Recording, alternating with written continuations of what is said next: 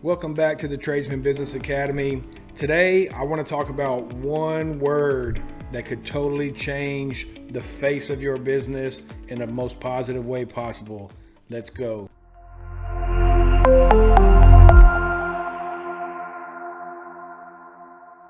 Okay, guys, so you ask, what's the one word? What word is going to change my business?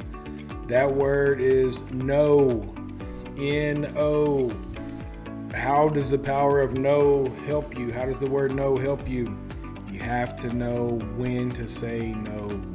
If you're saying yes to every job, a job that's far away, a job that's out of your expertise that you really don't know how to do, if you're saying yes to everything, if you're saying yes when people are negotiating on your price too often, if you're saying yes on a job that is, let's just say you work in a 25-mile radius and the job's 32 miles out, and you keep saying yes, don't be a yes man.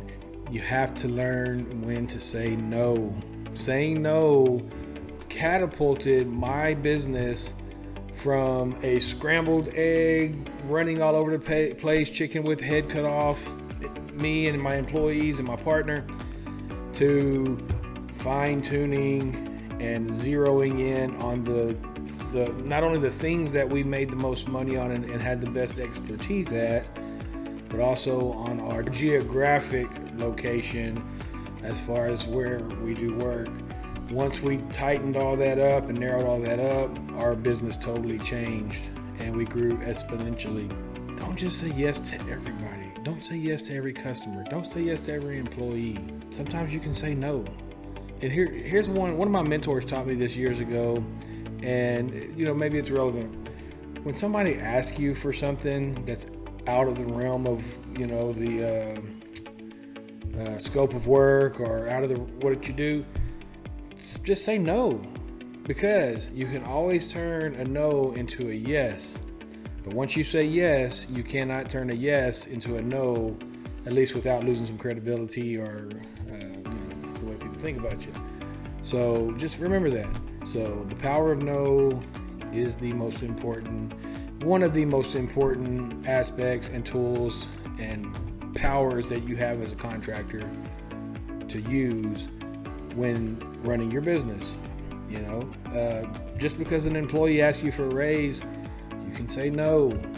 That's fine if they don't deserve it. If they deserve it, give the guy a raise, or the person a raise. Don't be a tyrant. But I'll have a pool business. I've mentioned this in other videos. We used to clean pools, we used to service pools, we remodeled pools, and we built new pools. And our cleaning and repairs basically went hand in hand because we've got most of our repairs from our cleaning route. However, on remodels and construction, we made way more money. It was easier because it was one customer to deal with. We'd have to clean 20 pools a month just to equal up to one pool. So dealing with 20 customers rather than one customer to make the same amount of money. And you might think that, we should have did everything. And hey, we could have. And we could have hired people and brought things on. But our thought process, and it worked out for us greatly, was let's just sell that aspect of the business, which we did for a nice profit. So we don't do service and repairs anymore. And we zeroed in on remodels and new pool construction. And our business has grown. At the time we sold the route, we were probably doing $1.2 million a year in sales. And now we float around the $3 million mark a year in sales, which is pretty good for us in the Houston market. And we're at the point now that we may want to start scaling. We've been pretty satisfied with what we've been doing so far, but if we would have just said yes to every single person, if somebody calls me now and I say, hey, oh yeah, sure, we'll go ahead and clean pool, we'll clean you, we'll put you on a monthly route. But now I'm obligated to go do something that I'm not prepared to do. Although I know how to do it, why would I go clean a pool when I can go to an appointment to close a deal on a $100,000 pool when I'm cleaning somebody's pool for $175 a month? It just doesn't make that just didn't make sense to us. And people would call us for service, and we'd try to help them out and this and that. At the beginning, and we found out that was just turning into problems as well, because again, we transitioned into a construction company, not a service company. So that, once we fully owned that we are a construction company and stopped doing service, it definitely changed a lot. It got better. Now we're very zeroed in. We have very good processes in place, and we don't have to worry about, chasing pennies when we know what our niche is. So by using the word no, we were able to escape the rat race, narrow down, I'd say niche down. We're already at a niche with pools, but we niche down into what we offer as a service, and that has made a huge impact and a huge difference on them. But really, this is the power of no. I'm really talking to you guys who are people pleasers and you want to scramble around and do everything for everybody. I'll give you a little story. When I first got into the pool industry, I'd been in the construction industry before, but when I first got into the pool industry about 10 years ago, I was working with a guy, and I won't mention his name or the company or any of that stuff. Very good guy. He was a talker, but he was like an expert at chemistry, and he was really good at doing service work. They let him upsell and stuff like that, which he was decent at. But, he decided to strike out on his own shortly after me and my partner decided to strike out and do our own thing. And we learned really quickly, and I'm going to do a video on the quickest ways to run yourself out of business. This might be one of the things, not saying no and being a yes man, but what he did was he started his business and he found a few customers. He was so guilty he would not charge them a profit.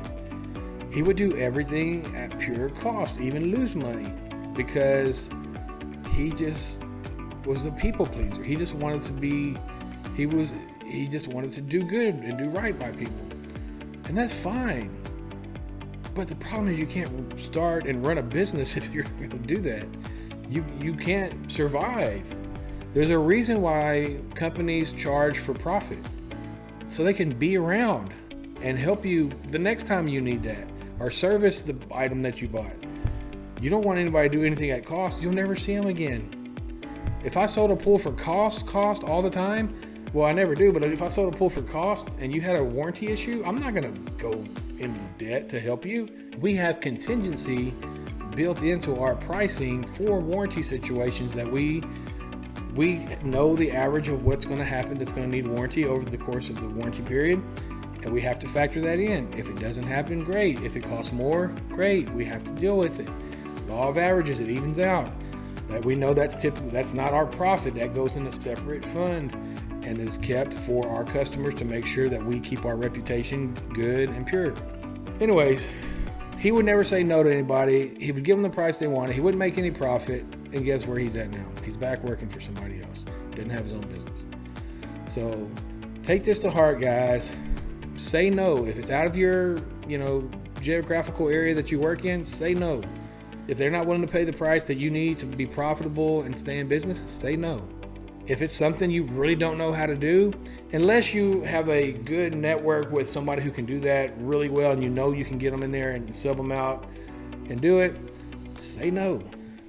Or refer them, to somebody else in your network that you maybe have a partnership with. And make lots of partnerships. Again, I have videos on that too. So keep your superpower of the word no in your back pocket at all times. And remember, you can always turn a no into a yes, but you can never turn a yes into a no. That's our superpower tip of the day. So take care, guys, and we'll see you in the next one.